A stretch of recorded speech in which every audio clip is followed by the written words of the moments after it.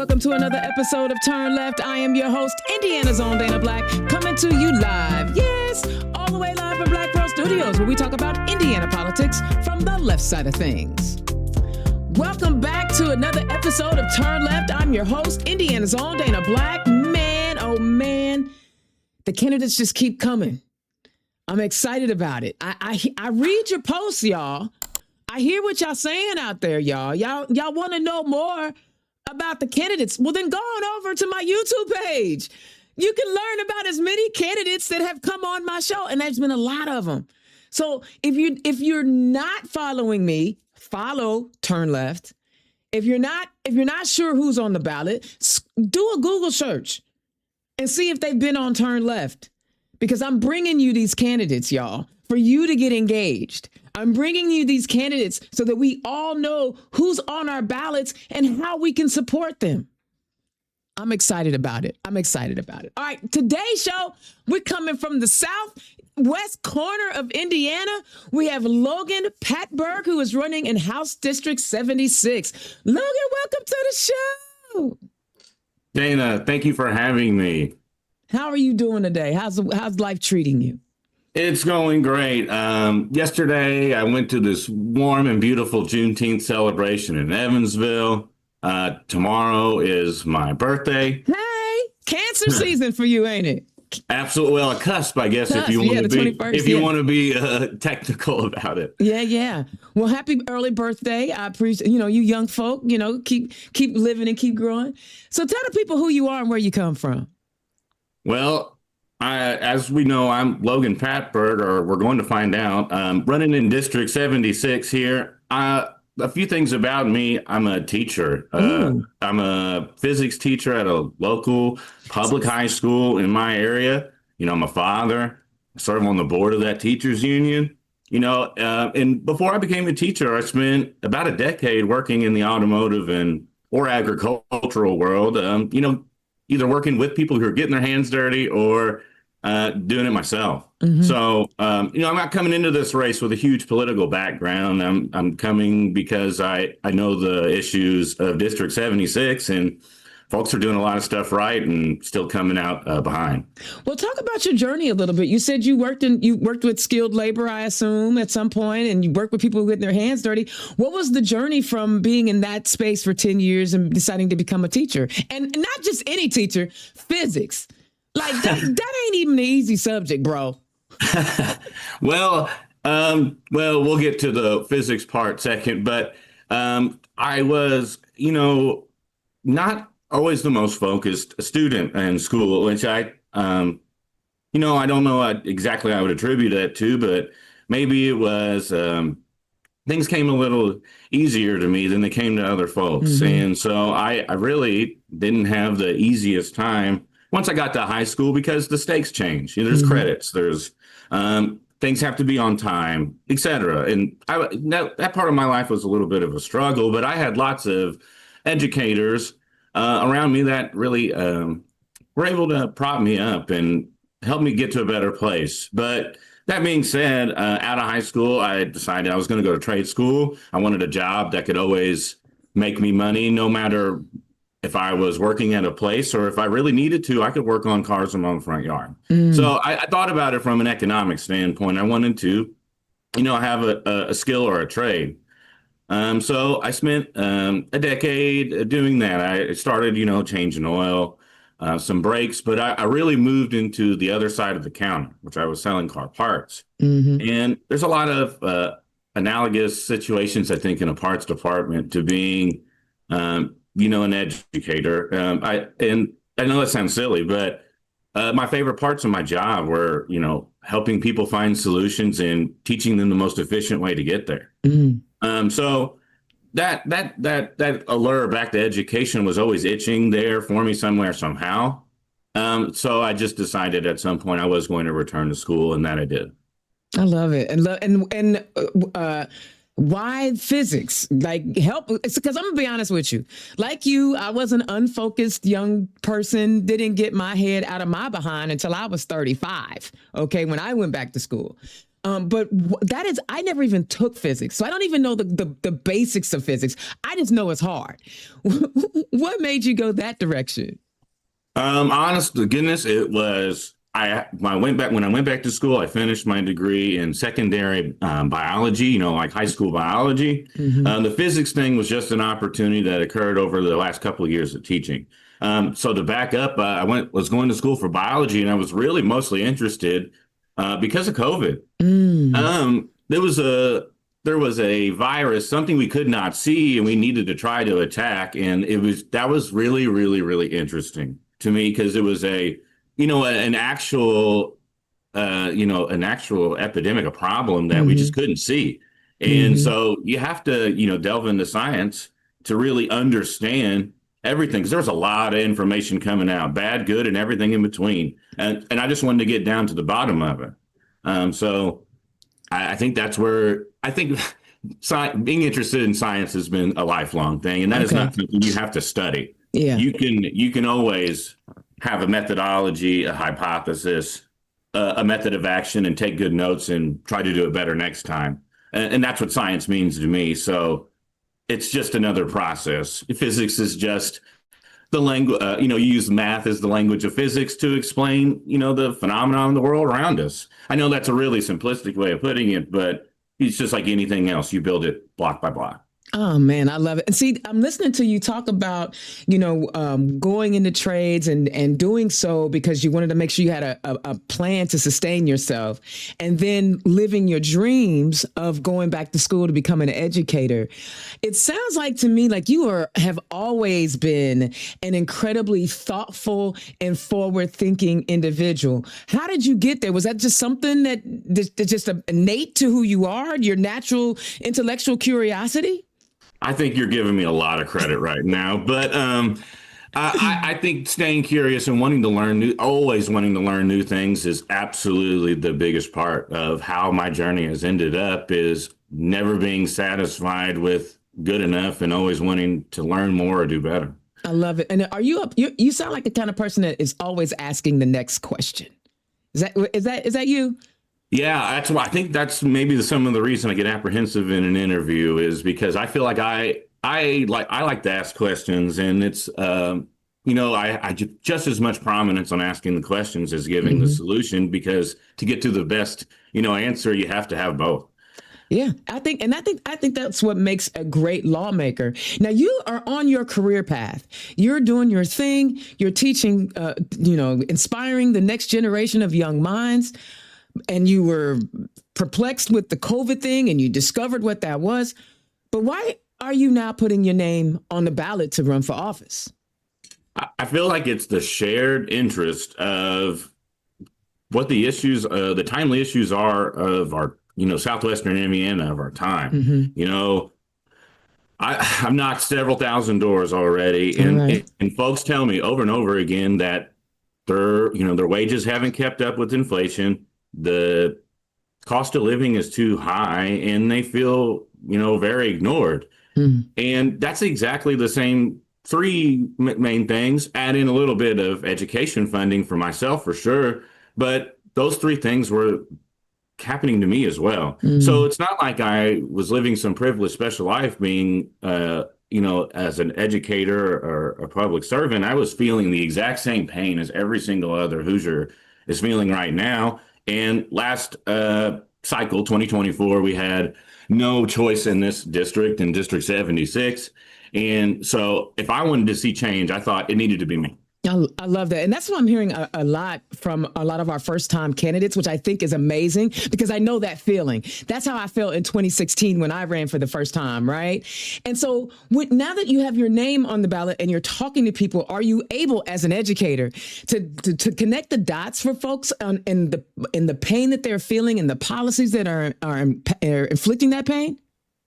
Yeah, I think the most helpful part of being an educator is folks are actually really proud Mm-hmm. in my area. That even if they are struggling, they hate to tell you that. Mm-hmm. They will take the struggle with a smile, and that's not what government is for. It's not to do things to us; it's to do things for us. Mm-hmm. Mm-hmm.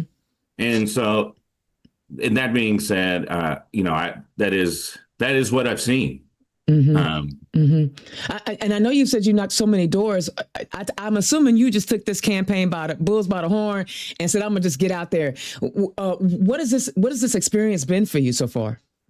yeah, so I think immediately, as soon as January 20th, 2025 or so occurred, we had a swearing in um, of President Trump, and I knew I was bracing for all the bad policy. Right. And so I thought to myself, like, no, it's time to get involved. So, I mean, I made a call to the folks in the county in which I live, Mm-hmm. my local Democratic Party. I gave them a call. I've never, before this race, I never felt a super special way about any party in particular. Mm-hmm. But as time has gone on, I have felt more aligned with one as opposed to the other. Yeah. And so I started to think I need to be involved. My voice is not the only one, but if I want it to be heard, we got to start small. So I signed up to be a precinct committee person at that time. I really got to talking and going to some of the meetings, and it just kind of blossomed from there. And it's just like, I just wanted to start small. Let's run for county council. We started talking. It's like, no, Logan. I mean, I do the advocate, I've advocated with this to Indiana State Teachers Association at the State House. Like, Mm-hmm. is county council going to be an appropriate place to make the decisions or the effect that you want to see? And that wasn't it. So that's where we came about to this race. I love And it. since about, I think, July or June of last year, we've been making steps the entire time. So about a year at this point. I love it. So you've been preparing, which is not a surprise because it sounds like you prepare for the future on a regular basis. You mentioned that you are part of you're on the board of the teachers union. Of my local. I'm just, I'm a regular Indiana State Teachers Association member, but I'm on the board of my local Okay. Evansville Teachers Association. Okay. So talk to us and share with us what you can of what are some of those conversations like in your union union chats about the policies and the things that you guys want to see advocated for at the State House? Because I feel like the unions are working as hard as they can, but they're getting thwarted, right, with bad policies. Help us understand, one, how we can help the unions, the teachers union, be more effective. And then what are the things that you guys are talking about that you are most concerned about? I first and foremost, I think what helps is just sharing and having the awareness or sharing to people around that a teachers union, is a union, and we are working to fight for students, educators, and really honestly the district too. Mm-hmm. When it all boils down to, we're not on different teams. I'm on the bargaining committee. Let's say, I'm on the bargaining committee of my union. At times that sort of pits you against the district, but we really are the same team because we're all trying to progress public education forward. We just have the students' interest. Both of us have those in mind, and obviously, when you bargain, you want teachers in the district to both come out, hopefully, with a good deal. But moving past that, I think SB 1 of 2025 or SEA 1 now, that's the Senate Enrolled Act now, that was a huge focus during that cycle. And since last session was not a budget cycle, and once we got past the rigmarole of redistricting, we knew that SB 1 was still going to be that huge cloud, that dark cloud over, every local municipality and school district in the state. I love it. I did you guys break it down? How'd you guys break it down to SB 1? So don't quote me on the numbers. But all three of the districts that fall into the jurisdiction, the area of District 76 would be both of the ones in Posey County, which I live, one in which my son attends, North Posey, Mount Vernon, and then we have the Evansville Vandenberg School Corporation, which my area doesn't cover the whole thing, but that's the district I graduated from. That's the district I teach in. And that's the district I'm on the board for. And it's multiple $1 million per year over the 3-year period that it covers. Yeah. So I don't want to speak to a specific number without it in front of me, but it's multiple millions of dollars each year. And it was a cloud over our last bargaining session. And I know it's going to be the first thing brought up in 2027 when we bargain again. Yeah. So this thing, the SCA one, because it's Senate Enrolled Act now, right? Like you said, it has been causing a ripple effect of problems at municipal levels that it just seems like that they did not foresee or did not care. Because I know they talked about, well, locals can raise their taxes. So talk to us about when you win this election, how you want to try to repair the harm that's been caused if you can, right? Right. I've explained it to people, because folks are, especially in my area, I don't know about every single one of the districts here in Indiana, but property taxes, secondary to a general cost of living, or maybe if you want to throw education, childcare, utilities in there, there is that issue, being brought up. And so, um,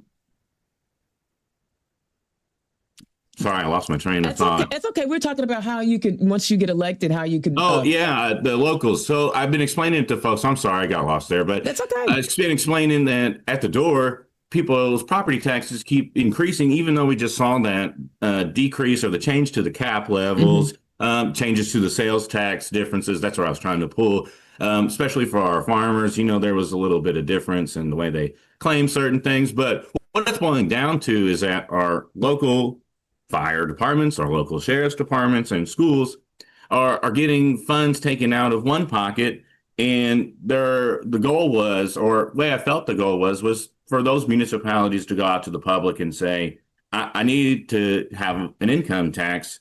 And so we've taken $1 out of one pocket and only shoved in 50 cents into the other side.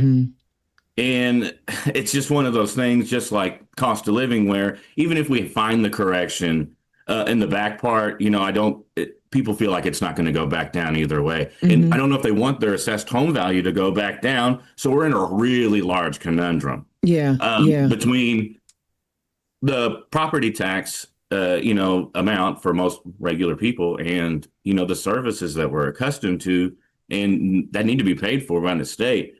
So I think that I think property tax needs to come back under a full scale, review. At this point, I mean, it's in my area, it's a huge, giant issue. In Vanderburgh County, they passed the law and the bills are still going up. In Posey, at best, it's a wash. And so we're losing services and not actually meaningfully gaining any more dollars back into our wallet. I think there needs to be a review of property tax from day one. I love it. I love it. And I feel like, Republicans who swear they won't lower taxes just screwed over everybody who is of that mindset that, lower taxes because now everything is going up. Because there's like over 50 referendums that'll be coming down all over the state, just school referendums, just to like keep schools open. But their desire to end public education as a whole is unfortunately working. And as a teacher in public education, in public schools, help us understand the value of making sure that we keep these public schools sustainable. Because I imagine in District 73, you probably don't have a lot of charter and voucher options down there, right?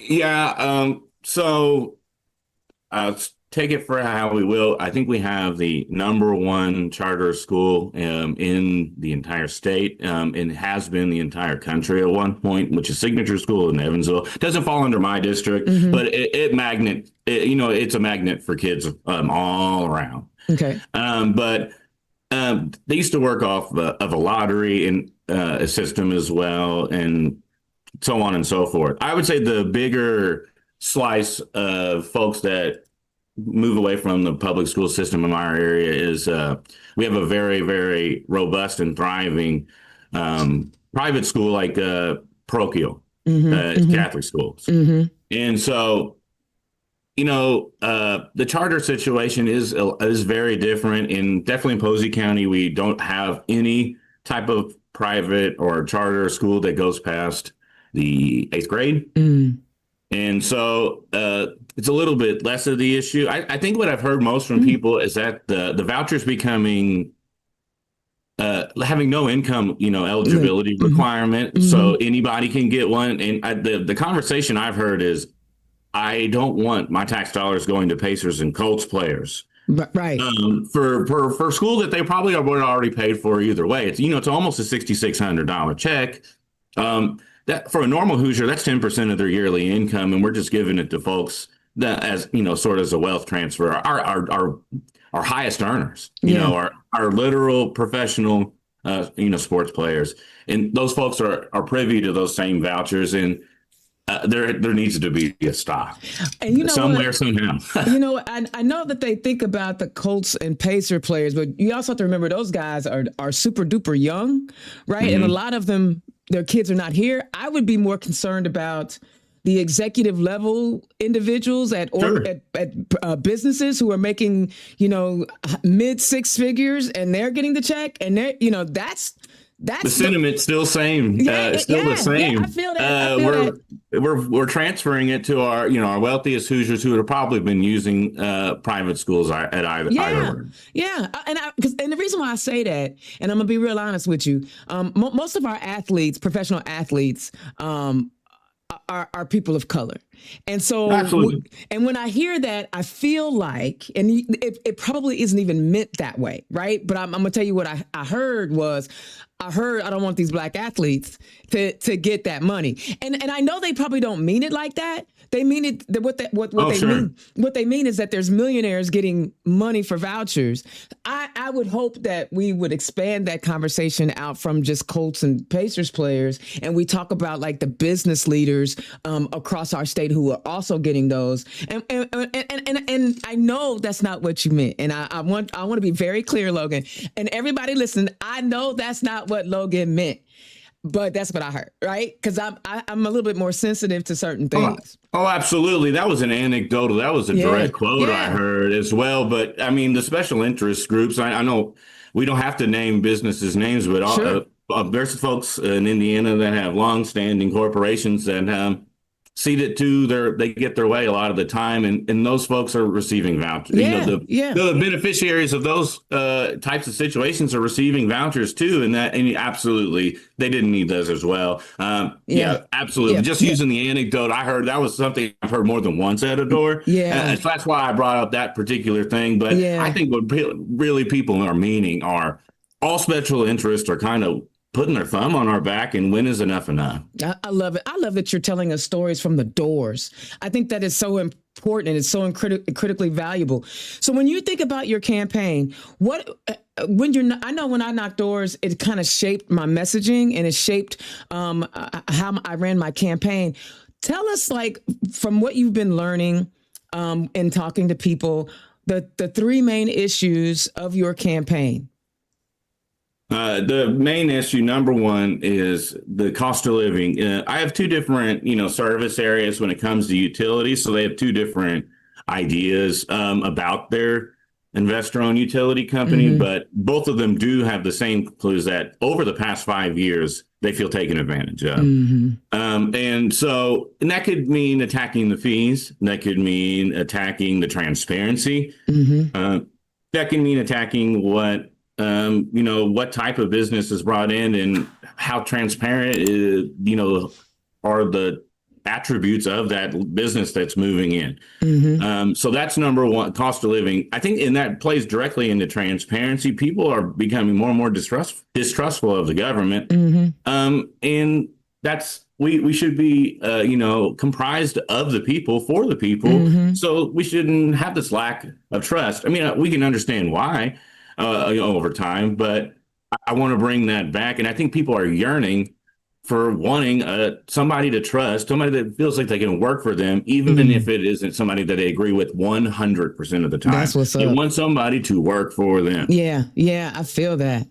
And so besides cost of living, transparency, it's plain and simple showing up. We have to make sure we're in the communities doing the work we can, because you can't truly represent people if you're trying to fly in and maybe sometimes even tell them how to be, whenever the entire world's made up of compromise. Yes. And we have to find a solution to where we all maybe end up just a little bit more, a little bit ahead of where we were before, instead of some groups very far ahead and other groups behind. I feel that. That's where we need to be. Those three things is what I hear over and over again. I love that. So let me ask you this: the Trump administration. Oh, I said his name. I usually don't say it. I usually say the Orange Menace. The Orange Menace's administration has been forcing a lot of our utility companies to keep open coal powered plants. We know for a fact that for a long time, like the Evansville area, southwest Indiana had like some of the largest coal ash pits, some of the poorest air quality, and the whole state is like that. But I just know that I just remember having these conversations years ago about what was happening down in the southwest corner. Are people concerned at all about the federal government stepping in and requiring these companies who have said, hey, woo, it costs us way too much money to maintain these old plants. Why am I still doing it? Are you guys as ratepayers having to feel that as well? Are you guys having to pick up the slack on that? It sure feels like it, but I can't say 100% that that's the case. I think people. So we have an example. I think it's A.B. Brown is the name of the power plant, and you know that the Trump administration wanted to continue. They were going to sunset it, and so when you sunset a large place like that, the maintenance schedules get a little lax. Probably, you could assume because it's eventually not going to be existing anymore. They reallocate resources in different ways. Yeah. Absolutely. So I think that by turning that back on, there's that plausibility we're feeling the pain because they have to re-maintenance the whole facility in which they weren't planning to do. And so I think that could be a direct, you could find that link anyway, for sure. But I truthfully at the door in conversations, people are not so much worried about pollution. I think that there's been some good measures taken in the past decade or so since there was a documentary put out called Super Polluters on YouTube about the Evansville area when our 6 coal-fired power plants in a 60-mile radius or whatever. And that may be what you were referencing. We had like the same air quality at one point as Manhattan, with a percentage of the population. Right. So it's not something that people bring up, but what they do want to know is if we're bringing on this old power plant, our bills have been too high for the entire. I mean, if you talk to our southern customers, they would say the entire time that they've lived in their homes, but their utilities are too high. Why are we maintaining a facility? That's just going to make us, go backwards on our bills. That's what people want to say. More than anything, people want to be told what's going on. They are tired of the NDAs when folks or new businesses come in and they don't get all the details. Because I don't know if folks are just wanting to say no to everything, but they are definitely wanting to say no to being left out and shut out of the process. I love it. Let me tell you something. I feel your passion. Like, I feel like I should stump for you and then let you come in behind me and give you a speech because, bruh, I'm feeling your passion, not just your passion for the campaign, but the passion for the people that you are talking to. Like, one of the things I've noticed during the course of this conversation, you have rarely said what I think or what I believe. You have consistently said what I'm hearing, what I hear when I'm at the door, which means you have the right mindset to be a representative of the district that you're running for. I want to applaud you on that. I don't know who coached you, who trained you, where did you learn how to do it, or if it's just natural. You are nailing that thing that we call a representative government, and I do believe District 76 is going to be in great shape with you leading the way. I wanted to name that because a lot of times our first time candidates don't know what they're doing well. They don't know where they need to improve, and I just wanted to tip my hat and just say, bro, you are killing this interview. You are nailing it. Thank you. I really think it comes from truly the etymology of the word. If you can't represent or be a representative, if you're not out in the trenches, you have to be shaking hands at the doors, and there's no easy way about it. You have to put in work. Have you all, and I'm gonna do a backtrack question because I'm curious, because this ain't normal. What this conversation and the way you approach things is not normal. What was it in your upbringing that prepared you to have this thought process of forward thinking, of thinking about what's next, thinking about the future? Was there anything in your upbringing that brought you that? I really think it has to do with what I'm interested in and what I'm inclined to. So before I taught, I did a little lifting, but in truth be told, that wasn't super important. The important part was I was able to make a plan, work the plan, and follow through with it. And sometimes there was a micro plan. There would be 4 weeks of this is what needs to be accomplished, and then 4 weeks of something else in 4 weeks, and you got a 12-week mesocycle or bigger. But that's kind of how planning in the classroom is. You plan your work and work your plan. And so that's the same exact way. We want to knock X amount of doors in a week. We got to plan the work the plan, because it's not all about me. And I don't have all the answers. And the collective amount of us should have the best answer, because then we can't say, we did this to y'all. We did this for us. Oh, my God. You are my brother from another mother, man. Like, you are speaking my language. Well, congratulations on working your plan, because I hear it, I see it, and I believe in it. And you are bringing the passion that people want to see in their Democratic candidates. So I'm going to tell you what, when somebody says, or when I read another post about we need fresh new blood, like, you're the fresh new blood. Like, you're already on the ballot. We just got to get people aware that you are a candidate and get them out there. So tell the people where they can find you. So I have a website, www.patbergforindiana.com, and that's just a general information. I keep people posted mostly through Instagram, and Facebook, where I'm in and out. Where I'm at a lot of doors, so there's a lot of pictures of me waving at the camera. But that's just to show folks that I'm here in this neighborhood. I'm going to be in yours next. So Facebook, Patberg for Indiana, on both of those things. Can't let this go without plugging. If you feel so inclined and you live in my area, I would love for you to come knock doors with me. We do it in pairs all the time.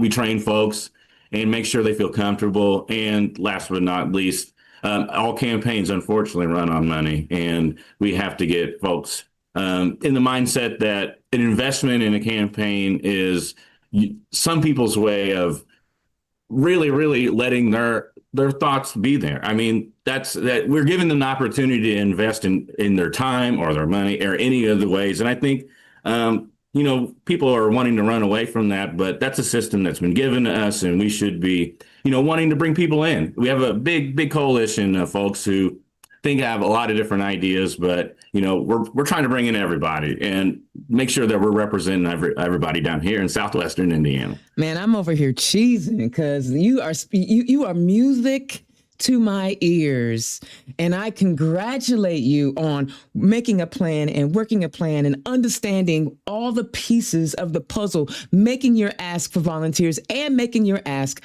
for donations. Logan Patberg, running in House District 76. Thank you so much for joining me on Turn Left.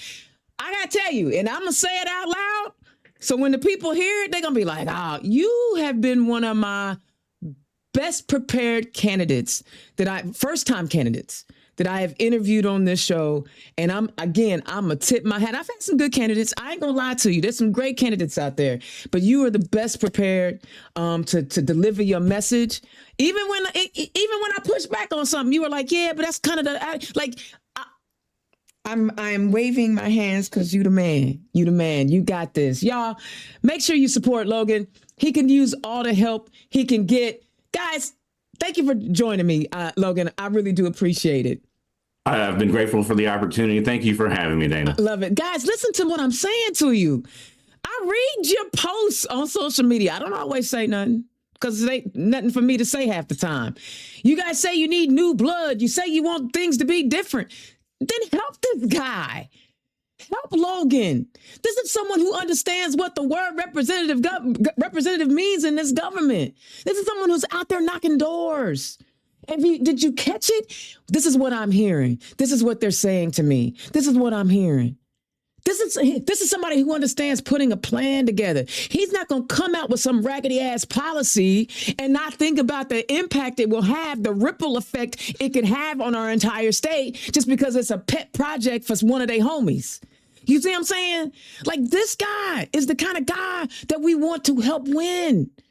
Oh my God. Listen, Indiana's own Dana Black, click his donate link. He made the ask. Click his donate link, become a $5, $10, $15 recurring monthly donor. Because like he says, it's not the world that we want, it's the world that we're in right now. And that's how we be competitive. We're not going to be competitive thinking that we can operate in a space that doesn't exist. Right? We have to move where we are. And where we are, it says you've got to raise money to touch your voters. You have to be able to, and he's crisscrossing across rural counties in Indiana. Do you know how much gas that takes? Because there's a war and the Strait of Hormuz is either open or closed or whatever. Gas prices went through the roof. Now imagine how much money it takes to drive across District 76 to knock doors and talk to these people and show up in spaces. Guys, help him so that we can end the supermajority, end the bad policies that are really creating harm to Hoosiers all across Indiana. Did you feel his passion? I did. He poured it all into me and I can't even shut up. It's so wonderful. So click his donate link, find him, volunteer, because this is how we win elections, is by supporting each other. All right? Indiana's own Dana Black turned left. I'm telling you, y'all, I appreciate y'all tuning in, and I will holler at y'all next time. Peace. Turn Left is the property of Black Pearl IT Solutions, executive producer, Indiana's own Dana Black. Music by Dorian and 22 from Pixabay.